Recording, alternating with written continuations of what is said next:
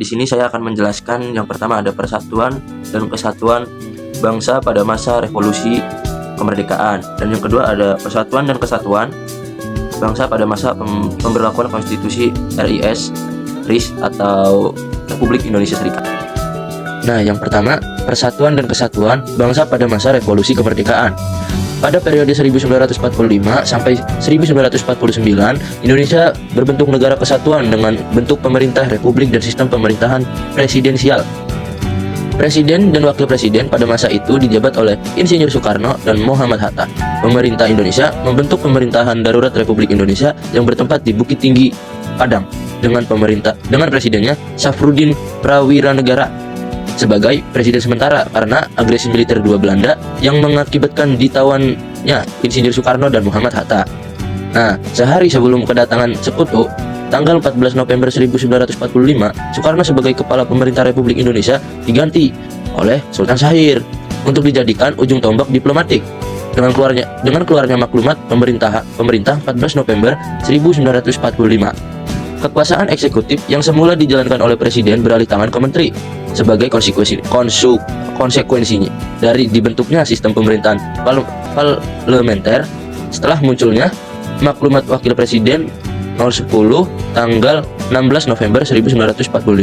Terjadi pembagian kekuasaan dalam dua badan, yaitu kekuasaan legislatif dijalankan oleh Komite Nasional Indonesia Pusat atau KNIP, dan kekuasaan lainnya masih tetap dipegang oleh presiden sampai tanggal 14 November 1945.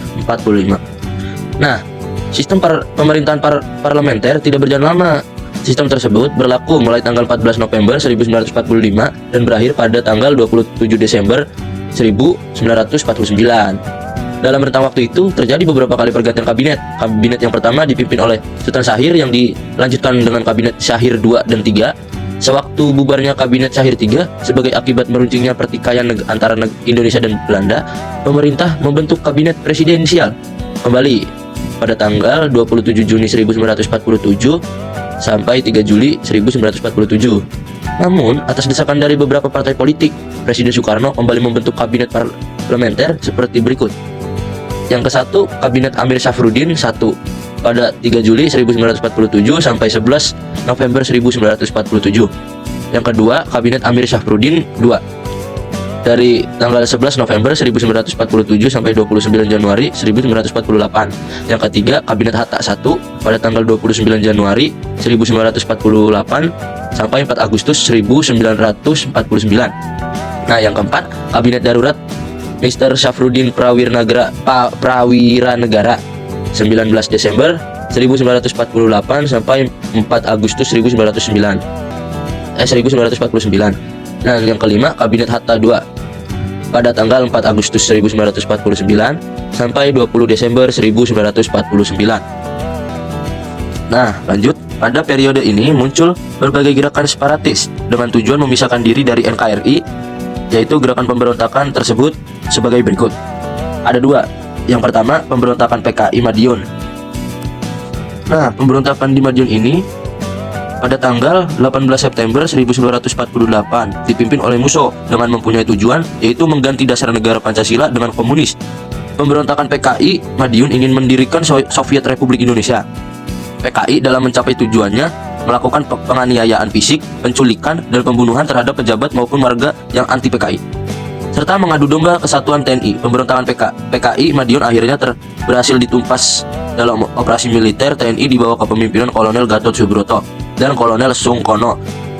Dengan mendapat dukungan dari rakyat, upaya pengejaran dan pembersihan terhadap pemberontakan PKI Madiun dilakukan hingga ke daerah-daerah. Akhirnya Musso berhasil ditembak mati di tempat persembunyiannya.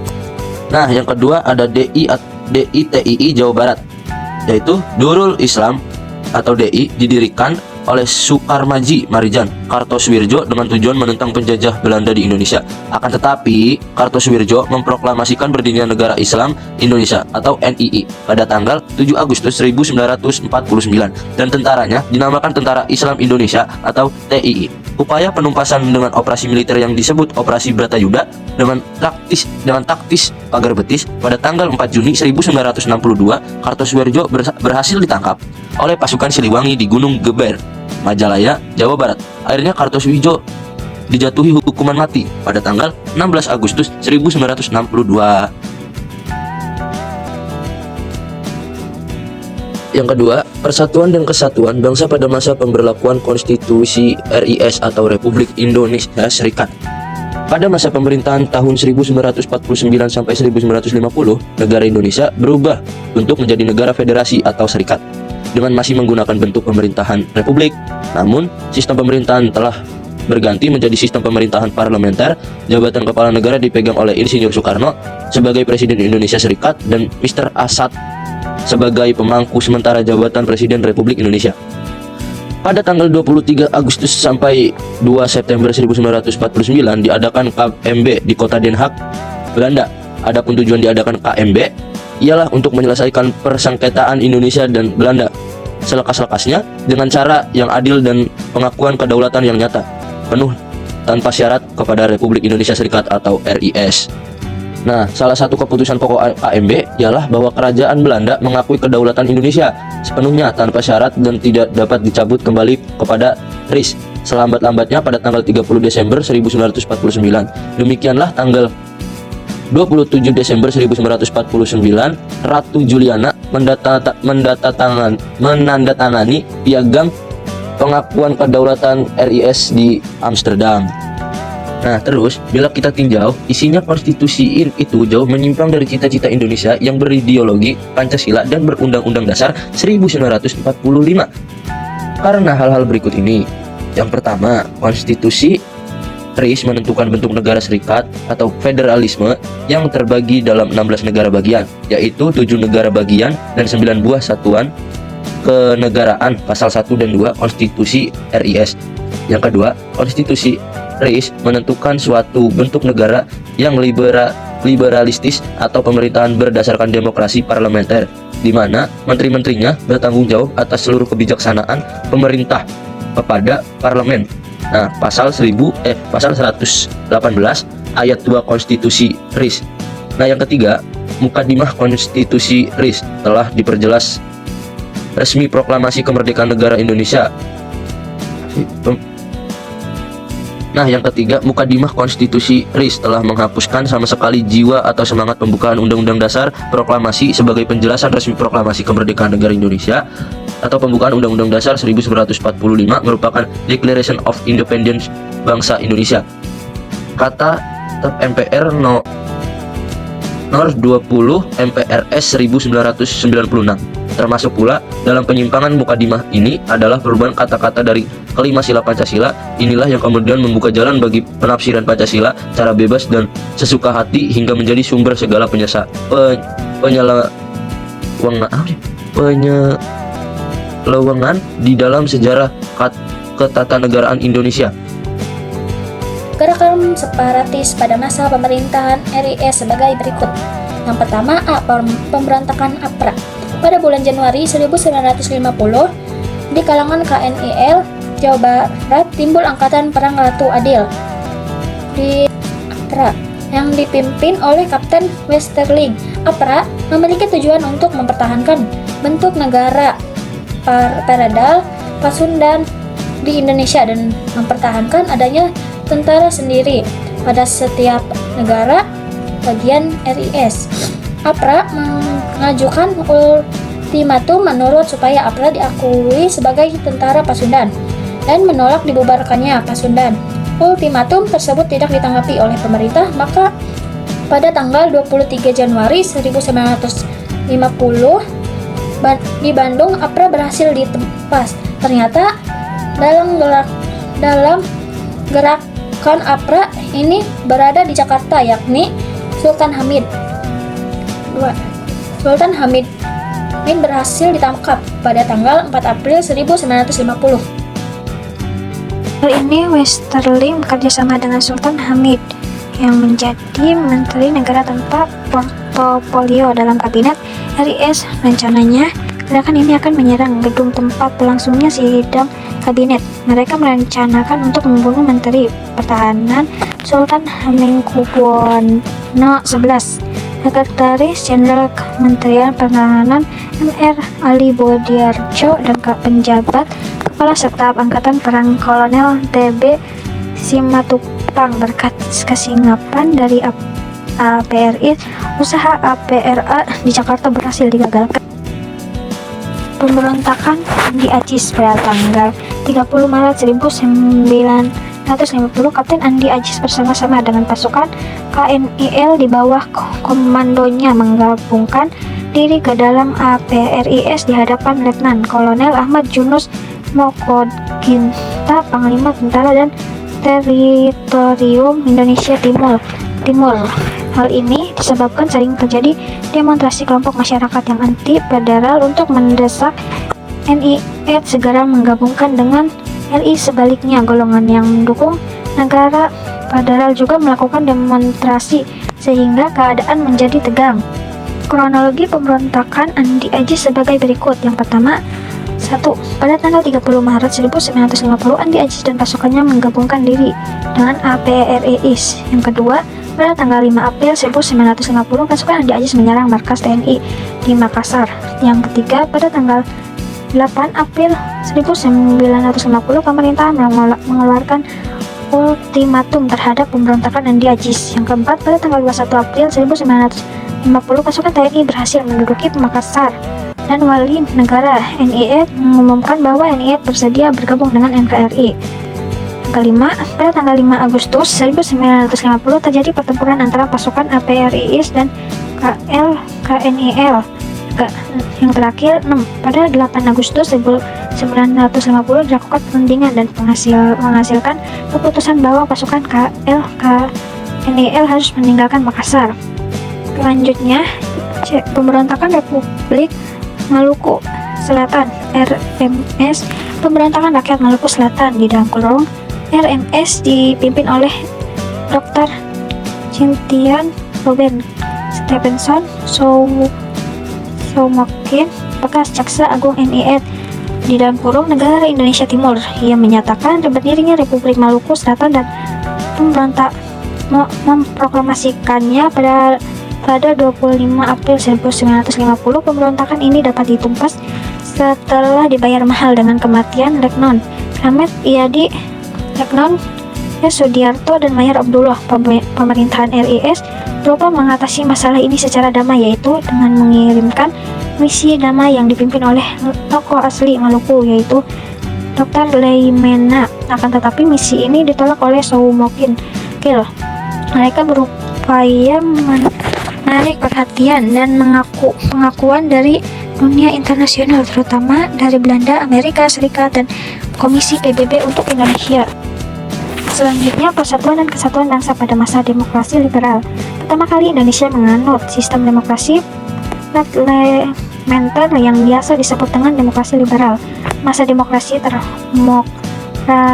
bawah dampak yang cukup besar mengaruhi keadaan, situasi, dan kondisi para pembaktu itu.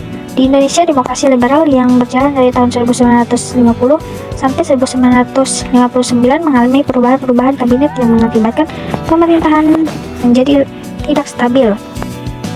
Selanjutnya, ada cara kerja sistem pemerintahan parlementer sebagai berikut.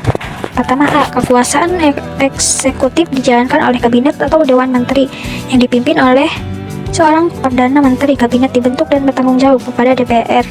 Yang B, kekuasaan legislatif dijalankan oleh DPR yang dibentuk melalui pemilu multipartai.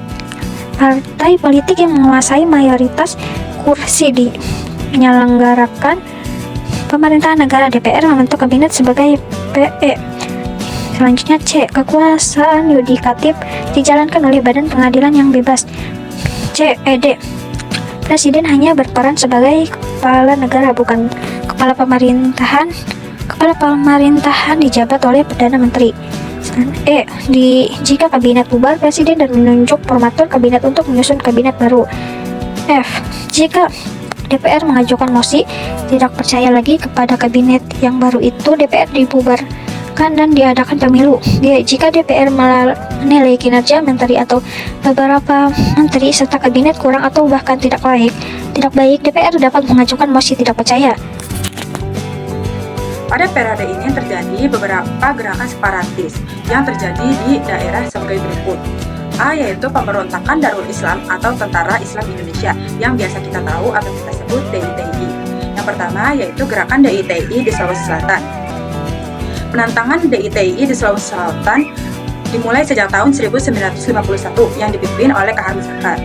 Pada mulanya kegiatan tersebut berawal dari Kahar Muzakar yang menempatkan pasukan rakyat Sulawesi Selatan ke dalam bagian APRIS atau Angkatan Perang Republik Indonesia Serikat. Kahar Muzakar memiliki kemauan untuk menjadi pemimpin APRIS di daerah Sulawesi Selatan. Kemudian pada tanggal 30 April 1950, Kahar Muzakar memberikan surat kepada pemerintah pusat yang menyebutkan agar semua anggota dari KGSS atau Komando Gerilya Sulawesi Selatan dimasukkan ke dalam APRIS, serta menyarankan pembentukan Brigade Hasanuddin. Akan tetapi permintaan Kahar Muzakar tersebut ditolak oleh pemerintah pusat. Yang kedua yaitu Gerakan DITII di Aceh. Penyebab penentangan DITII di Aceh berawal mula karena kekecewaan tokoh-tokoh Aceh yang dipimpin oleh Daud Bereh kepada pemerintah pusat. Kekecewaan tersebut disebabkan oleh penghapusan status Provinsi Aceh yang disatukan dengan Sumatera Utara. Yang ketiga yaitu Gerakan DITII di Kalimantan Selatan. Penolakan yang dipimpin Ibnu Hajar di Kalimantan Selatan merupakan bagian dari Gerakan Penolakan Darul Islam atau Tentara Islam Indonesia DITI yang akan membuat negara berdasarkan hukum Islam di Indonesia, yang juga disebut dengan Negara Islam Indonesia. Yang B yaitu Pemberontakan PRRI atau Permesta. Kabinet Ali Sastro Pamidjojo II harus menghadapi kesulitan karena adanya penggolakan di daerah-daerah. Hal itu disebabkan oleh adanya ketidakpuasan beberapa daerah di Sumatera dan Sulawesi terhadap alokasi biaya pembangunan dari pemerintah pusat. Ketidakpuasan ini didukung oleh beberapa panglima militer.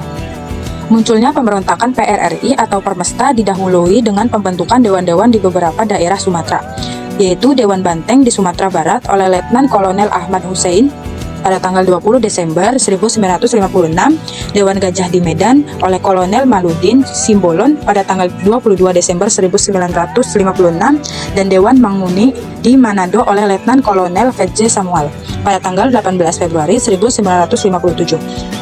4. Persatuan dan kesatuan bangsa pada masa demokrasi terpimpin. Setelah dekret presiden, negara Indonesia kembali menggunakan UUD 1945 sebagai konstitusi negara yang berkedudukan sebagai asas penyelenggaraan negara. Presiden Soekarno membentuk kabinet karya yang terdiri dari 3 unsur berikut ini. Yang A yaitu kabinet inti yang terdiri atas seorang perdana menteri yang dijabat oleh presiden dan 10 orang menteri. B yaitu menteri-menteri ex officio yaitu pejabat-pejabat negara yang karena jabatannya diangkat menjadi menteri. Pejabat tersebut adalah Kepala Staf Angkatan Darat, Laut, Udara, Kepolisian Negara, Jaksa Agung, Ketua Dewan Perancang Nasional, dan Wakil Ketua Dewan Pertimbangan Agung. Yang C yaitu menteri-menteri muda sebanyak 60 orang. Kekecewaan terhadap jalannya pemerintahan membuat Presiden Soekarno memutuskan demokrasi tertinggi atau demokrasi, yaitu suatu kebijakan pemerintahan diambil oleh satu kekuasaan tertinggi yakni presiden. Pada mulanya, ide demokrasi terpimpin adalah demokrasi yang dipimpin oleh hikmat kebijaksanaan dalam musyawaratan atau kewakilan. Namun, lama-kelamaan bergeser menjadi dipimpin oleh presiden atau pemimpin besar eksekutif. Akhirnya, segala sesuatu didasarkan kepada pemimpinan, penguasaan, dan hal ini pemerintahan.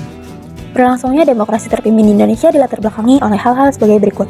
Yang pertama, gagalnya Dewan Konstituante dalam menyusun UUD baru sebagai pengganti UUD 1950. Selanjutnya, gagalnya pelaksanaan demokrasi parlementer yang tidak sesuai dengan Konstituante dalam kondisi bangsa Indonesia. Yang ketiga, yaitu munculnya gerakan separatis di berbagai daerah, terutama PRRI atau Persmesta. Selain itu, terdapat berbagai penyimpangan Undang-Undang Dasar 1945, yaitu sebagai berikut. Yang pertama, pembubaran DPR hasil pemilu pada tahun 1955 melalui pemilu penetapan Presiden nomor 4 tahun 1990. Yang kedua, MPRS menetapkan Soekarno sebagai Presiden seumur hidup. Yang ketiga, yaitu membentuk MPRS yang anggotanya diangkat dan diberhentikan oleh Presiden. Yang keempat, yaitu membentuk Front Nasional melalui penetapan Presiden nomor 13 tahun 1959 yang anggotanya berasal dari berbagai organisasi kemasyarakatan dan organisasi sosial politik yang ada di Indonesia. Kemudian, nomor 5 yaitu lembaga-lembaga negara yang ada dipimpin oleh Presiden. Yang terakhir, membentuk DPA dan MA dengan penetapan Presiden dan anggota-anggotanya diangkat serta diberhentikan oleh Presiden. Gagasan Nasakom inilah yang memberi peluang bangkitnya Partai Komunis Indonesia atau PKI. Semua unsur Nasakom termasuk di dalamnya. PKI harus diperhatikan dalam penunjukan unsur pimpinan Dewan Perwakilan Rakyat Daerah. Pemberontakan ini dipimpin oleh DNID. Tujuan dari aksi pemberontakan ini adalah untuk dapat kembali mendirikan negara Soviet di Indonesia, kemudian dapat mengganti Pancasila dengan suatu paham komunis. Kemudian, pemberontakan ini akhirnya bisa digagalkan dan semua pelaku yang tergabung di sana akhirnya ditangkap, serta dijatuhi hukuman yang setimpal. Yang kelima yaitu Persatuan dan Kesatuan Bangsa pada masa Orde Baru. Kepemimpinan Presiden Soekarno dengan demokrasi terpimpinnya akhirnya jatuh pada tahun 1966. Pemberontakan yang dilakukan oleh PKI ini akhirnya mengganti Orde Lama menjadi Orde Baru. Masa Orde Baru juga dikenal dengan masa rezim Presiden Soeharto. Semangat pemerintahan Orde Baru kembali menghidupkan nilai-nilai Pancasila yang sudah hilang karena adanya eksistensi PKI dalam dunia politik. Selama masa pemerintahan Presiden Soeharto telah terbentuk 8 buah kabinet, mulai dari Kabinet Ampera yang disempurnakan sampai ke Kabinet Pembangunan 7. Semua kabinet tersebut bersifat presidensial dalam arti diangkat dan diberhentikan oleh presiden. Pada masa pemerintahan Orde Baru dapat dikatakan berhasil dalam ekonomi, namun tidak dibarengi dengan prestasi di bidang politik. Pembangunan ekonomi tanpa adanya kontrol juga memicu berbagai krisis moneter. Ketidakpuasan yang berkembang di masyarakat kemudian terakumulasi dalam gerakan-gerakan protes mahasiswa yang mendapat momentum ketika krisis ekonomi mulai melanda pada tahun 1997. Perpaduan di antara dua hal tersebut mendorong Soeharto turun dari singgasananya yang telah lebih dari 32 tahun diduduki. Pernyataan pengunduran diri itu telah dilakukan pada tanggal 21 Mei tahun 1998 dan sekaligus mengakhiri pada masa Orde Baru. Kekuasaannya yang begitu lama pada masa Orde Baru setelah melakukan banyak penyimpangan-penyimpangan. Yang pertama yaitu terjadinya praktik monopoli ekonomi karena tidak berdasarkan pasal 33 Undang-Undang Dasar 1945. Yang kedua, pembangunan ekonomi bersifat sentralistik sehingga terjadi jurang pemisah antara pusat dan daerah. Yang ketiga, kekuasaan berada di tangan lembaga eksekutif. Yang keempat, praktik kolusi, korupsi dan nepotisme atau KKN biasa terjadi dan tentunya merugikan perekonomian negara dan kepercayaan masyarakat. Yang kelima, supremasi hukum tidak dapat ditegaskan karena banyaknya oknum penegak hukum yang cenderung memihak pada orang tertentu sehingga tidak sesuai dengan kepentingan. Selain terdapat penyimpangan, tentunya juga memiliki kelebihan pada masa tersebut. Yang pertama, perkembangan GDP per kapita Indonesia yang pada tahun 1968 hanya 30 US dollar dan pada 1996 telah mencapai lebih dari 1000 US dollar. Yang kedua, Indonesia mengalami surplus beras yang akhirnya diimpor ke India. Yang ketiga, pembangunan terutama di Indonesia didukung oleh program Repelita yang berfokus pada industri dan pertanian atau agroindustri, yang kemudian akan diekspor yang cukup menambah devisa negara pada saat itu. Yang keempat, suksesnya program transmigrasi, kesuksesnya program keluarga berencana, sukses memerangi buta warna. Reformasi diartikan sebagai suatu perubahan yang terjadi secara drastis, di mana tujuannya adalah untuk perbaikan di bidang sosial, politik, agama, dan ekonomi dalam suatu masyarakat atau suatu negara. Reformasi biasa juga disebut dengan perbaikan sistem atau jika dijabarkan adalah suatu perubahan radikal untuk perbaikan dalam suatu masyarakat atau negara dalam sebuah bidang. Susunan tatanan kehidupan yang lama diganti dengan tatanan kehidupan baru secara hukum dengan tujuan perbaikan. Jadi, reformasi yang terjadi di Indonesia merupakan formulasi menuju Indonesia baru dengan tatanan baru yang lebih menarik. Pada masa reformasi Indonesia mengalami pergantian presiden dan wakil presiden sebagai berikut. A. B.J. Habibie, 21 Mei 1998 sampai 20 Oktober 1999. B. Abdurrahman Wahid dan Megawati Soekarno Putri, 20 Oktober 1999 sampai 23 Juli 2001. C. Megawati Soekarno Putri dan Hamzah Haj, 23 Juli 2001 sampai Oktober 2004. D. Susilo Bambang Yudhoyono dan Muhammad Yusuf Kalla, 20 Oktober 2004 sampai 20 Oktober 2009. E. Susilo Bambang Yudhoyono dan Budiono, 20 Oktober 2009 sampai 20 Oktober 2014. F. Joko Widodo dan Muhammad Yusuf Kalla, 20 Oktober 2014 sampai 20 Oktober 2019. G. Joko Widodo dan Ma'ruf Amin, 20 Oktober 2019 sampai 2024. Salah satu tuntunan reformasi 1998 adalah dilakukannya perubahan amandemen terhadap Undang-Undang Dasar 1945. Latar belakang tuntutan perubahan Undang-Undang Dasar 1945 antara lain karena pada masa Orde Baru, kekuasaan tertinggi di tangan MPR dan pada kenyataannya bukan di tangan rakyat. Kekuasaan yang sangat besar pada presiden. Adanya pasal-pasal yang terlalu menimbulkan multitafsir. Perubahan amandemen Undang-Undang Dasar 1945 telah dilakukan 4 kali yaitu yang pertama, Amandemen 1, Sidang Umum MPR 1999 yang diadakan 14 Oktober sampai 21 Oktober 1999. Yang kedua, Amandemen 2, Sidang Umum MPR 2000 7 sampai 18 Agustus 2000.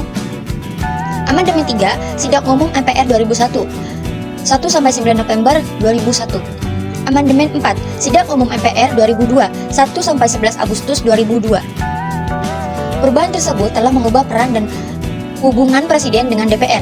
Jika dulu Presiden memiliki peranan yang dominan, bahkan dalam praktiknya dapat menekan lembaga-lembaga negara yang lain, maka kini Undang-Undang Dasar Negara Republik Indonesia tahun 1945 memberi peran yang lebih proporsional, berimbang terhadap lembaga-lembaga negara.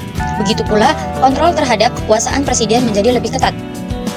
Tujuan perubahan Undang-Undang Dasar 1945 waktu itu adalah menyempurnakan aturan dasar seperti tatanan negara, kedaulatan rakyat, HAM, perbaikan kekuasaan, eksistensi negara, demokrasi dan negara hukum, serta hal-hal lain yang sesuai dengan perkembangan aspirasi dan kebutuhan bangsa. Perubahan Undang-Undang Dasar 1945 dengan kesepakatan diantaranya tidak mengubah pembukaan Undang-Undang Dasar 1945, tetap mempertahankan susunan kenegaraan, taat struktur kesatuan atau selanjutnya lebih dikenal sebagai Negara Kesatuan Republik Indonesia NKRI, serta mempertegas sistem pemerintahan presidensial. Perubahan Undang-Undang Dasar 1945. A. Kedaulatan di tangan rakyat yang dilakukan penurut Undang-Undang Dasar Pasal 1 Ayat 2. B. MPR merupakan lembaga bikameral, yaitu terdiri dari anggota DPR dan anggota DPD, Pasal 2 Ayat 1. C.